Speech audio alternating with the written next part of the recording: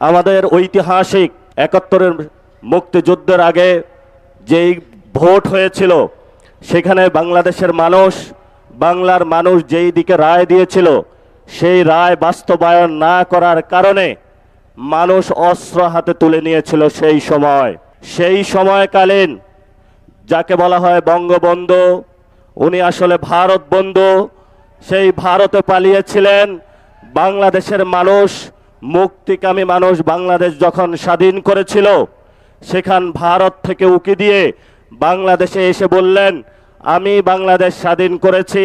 যেই মুক্তিযুদ্ধের কথা ছিল সাম্য, মানবিক মর্যাদা এবং ন্যায় বিচার, সেই তিনটি ধারাকে ব্যাহত করে বাংলাদেশে রক্ষী বাহিনী গঠন করে বাংলাদেশের মানুষের উপরে ভারতীয় শাসন ব্যবস্থার যে এক্সটেনশন সেটা তিনি সেই সময় করেছিলেন। তেমনি ২৪-এর গণ অভ্যুত্থানে যখন মানুষ হাসিনার ফেসিবাদীতে নির্যাতিত নিপীড়িত ছিল, আজাদির স্লোগান উচ্চারিত হচ্ছিল, সেই সময়কালীন বাংলাদেশের সকল মানুষ রাজপথে ঐক্যবদ্ধভাবে নেমে যখন বাংলার মানুষকে মুক্তি দিয়েছিল, সেই সময়কালীন লন্ডন থেকে একজন বাংলাদেশে এসে ছাত্রদল যুবদলের সন্ত্রাসী বাহিনীকে উস্কে দিয়ে বললেন, আমি হলাম বাংলাদেশের এই গণ অভ্যুত্থানের মাস্টার মাইন্ড। ফলত আমরা সেইকালীন যারা ভারত বন্ধু শেখ মুজিবুর রহমান এবং ২৪-এর গণ অভ্যুত্থানের সময় তারেক রহমানের লন্ডন থেকে ফেরত এসে মানুষের উপরে ছাত্রদল যুবদলের সন্ত্রাস চালিয়ে দেওয়াকে ওই রক্ষী বাহিনী, ওই শেখ মুজিব এবং বর্তমান তারেক রহমানের কোনো আমরা পার্থক্য দেখতে পাচ্ছি না। যদি আমরা পার্থক্য দেখতে না পাই, তাহলে আমাদের ভবিষ্যতের কাজ কি? ভবিষ্যতের কাজ, কোরআনের একটা আয়াত আমি চরমভাবে বিশ্বাসী। সে আয়াতটি হলো, ওয়াআইদ্দু লাহুম মাস্তাতাহুম মিন কুওয়া, তোমাদের যতটুকু আছে ততটুকু নিয়েই প্রস্তুতি গ্রহণ করো। বাকি সাহায্য কোথা থেকে আসবে? সাহায্য কোথায় থেকে আসবে?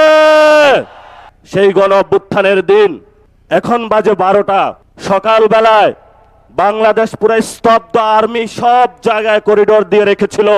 আমি আর নাহিদ একটা বাসায় আবদ্ধ ছিলাম। আমরা সকালবেলায় বের হতে চাইলাম, বলল গুলি করা হবে। যে বাসায় আবদ্ধ ছিলাম একজন শিক্ষককে নিচে পাঠাইলাম, বললাম স্যার একটু দেখে আসুন নিচের কি অবস্থা। স্যার বলল, নিচ থেকে উঠে এসে যা আর্মি হলো আমার পেটে হলো গুলি ধরেছে, যাওয়ার কোনো অপশন নাই। আমাদের অনেক ভাই সেই দিন সকালে শহীদ মিনারে অবস্থান নিয়েছিল, সেইখানে অনেক গুলিবিদ্ধ হয়েছিল। ঠিক এই সময়টাতে বাংলার মানুষ সকল ব্যারিকেড ভঙ্গ করে, যেখানে এসএসএফ কে 5 মিনিট দেওয়া হয়েছিল, শেখ হাসিনাকে 5 মিনিট দেওয়া হয়েছিল, যে হয়তো বাংলাদেশের মধ্যে তুমি 5 মিনিটের মধ্যে তোমার এখানে জীবন দিবা অথবা ভারতে পালাবা। সেই সময় আপনারা পুরো বাংলাদেশে ঐক্যবদ্ধভাবে পুরো বাংলার রাজপথে নেমে এসেছিলেন। সেই সময়কালীন 5 তারিখে তারেক রহমান বাংলাদেশে ছিল না। বাংলাদেশে ছিল আমার কৃষক, বাংলাদেশে ছিল মজুর, বাংলাদেশে ছিল রিক্সা চালক, বাংলাদেশে ছিল সবজি বিক্রেতা, বাংলাদেশে ছিল গৃহিণী, বাংলাদেশে ছিল আলেম, বাংলাদেশে ছিল ছাত্র। তারেক রহমানের কোনো ছায়া আমরা সেই দিন রাজপথে দেখি না। নতুন করে বাংলাদেশে এসেছে, হালগতি বুঝার আগেই সব সিদ্ধান্ত নেওয়ার শুরু করেছে। আমরা বলেছি আপনাকে স্পষ্টত, আপনি যদি ক্ষমতায় থাকতে হয় আপনি গণভোটের রায় বাস্তবায়ন করতে হবে। যেই পরিস্থিতি পাকিস্তানি জান্তাদের হয়েছিল বাংলার জনগণের রায় না মানার কারণে, সেই পরিস্থিতি আপনার সাথেও হবে। কারণ এই প্রধানমন্ত্রীর চেয়ার এটা আপনার না, এটা বাংলাদেশের জনগণের। ফলত আমাদের চেয়ার নিয়ে কেউ যদি ছিনিমিনি খেলে, আমরা তো সেই চেয়ারকে রক্ষা করতেই হবে আমাদের। আমি ছোট্ট একটা গল্প দিয়ে শেষ করব। তাজমহল একজনে প্রায় 100 বারের মতন বিক্রি করেছিল। সব খরিদ্দার আইসা খুঁজে যে আমি তাজমহলের মালিক, কিন্তু তাজমহলের মালিকানা কি কেউ নিয়েছে? না, ওই ব্যক্তিও হয়েছে, এটা ভারতের সম্পত্তিও ছিল। তারেক রহমান নির্বাচনে আসার আগে অনেক জায়গায় ধর্ণা দিয়েছে, ভারত থেকে শুরু করে অনেক ডিপ স্টেটের কাছে তাজমহলের মতন 100 জায়গায় বাংলাদেশকে বিক্রি করেছে। এখন সবাই এসেছে তারেক রহমানের কাছে যে তুমি না আমার কাছে বিক্রি করেছিলা, আরেকজন বলে তুমি না আমার কাছে বিক্রি করেছিলা। তারেক রহমান এখনো মাথা খারাপ হয়ে গিয়েছে, এখন তাদের পাওনা বুঝিয়ে দিতে পারছে না, কারণ বাংলাদেশের মালিকানা তারেক রহমানের নয়, বাংলাদেশের মালিকানা বাংলাদেশের জনগণের। আমাদেরকে এনশিওর করতে হবে যদি বাংলাদেশের মাটি, বাংলাদেশের বায়ু, বাংলাদেশের পানি ভারত বা অন্য রাষ্ট্রের কাছে কেউ বিক্রি করতে চায়, ক্ষমতার লোভে আমরা রাজপথে থেকে সেই সকল মানুষ থেকে বাংলাদেশের স্বাধীনতা এবং সার্বভৌমত্ব নিশ্চিত করতে হবে। এতে যদি আমাদের জীবনে যায়, আমাদের কোনো পরোয়া আছে? চোখ তুলে নিয়েছে ইন্টারের একজন ছাত্রের, মাথা খারাপ হয়ে গিয়েছে যে চোখ তুলে ওদের। গতকালকে যোগসুর সম্মানিত যিনি নির্বাচিত জিএস, উনি বললেন যে এখানে যোগসুতে যে টেন্ডারটা হবে এই টেন্ডার কোনো চাঁদাবাজদের হাতে পড়া যাবে না। যখনই এই কথা বলা হয়েছে, ওরা রামদা, চাপাতি, হক স্টিক নিয়ে সর্বসম্মিলিত ঢাকার যারা সন্ত্রাসী গোষ্ঠী আছে একটা শিক্ষা প্রতিষ্ঠানে তারা আক্রমণ করেছে। সেখানে আক্রমণ করেই তারা ক্ষান্ত হয়নি। আপনারা দেখেছেন হবিগঞ্জে আমরা চিকিৎসা নিতে পারি নাই, সেখানে হসপিটালে গিয়ে তারা আক্রমণ করেছে। ঢাকাতেও গিয়ে তারা হসপিটালে অ্যাটাক করেছে, সেখানে চিকিৎসা নিতে দেয় নাই। এই তারেক রহমানের সন্ত্রাসী দল, ছাত্র দল, যুব দল, আজকে তোমাদেরকে বলবো কই তোমরা আজকে কোথায় গুপ্ত হয়ে গিয়েছ? আজকে যে রাজপথে দেখা যাচ্ছে না, বাসায় কি ঘুমিয়ে আছো নাকি পালিয়ে গিয়েছ? পালানোর জায়গা পাবেন না।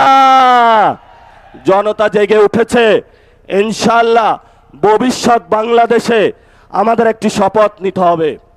এই শপথ হলো আগামীতে ইসলাম এবং সার্বভৌমত্বকে নিয়ে অনেক ষড়যন্ত্র শুরু হয়েছে। আপনারাই একমাত্র গার্ড, যারা এটা রক্ষা করবেন। জীবন দিয়ে হলো এটা রক্ষা করতে হবে, কারণ গত 53 বছরে অনেকেই বলেছিল যে অনেকেই নাকি বাংলাদেশের স্বাধীনতার সপক্ষের শক্তি।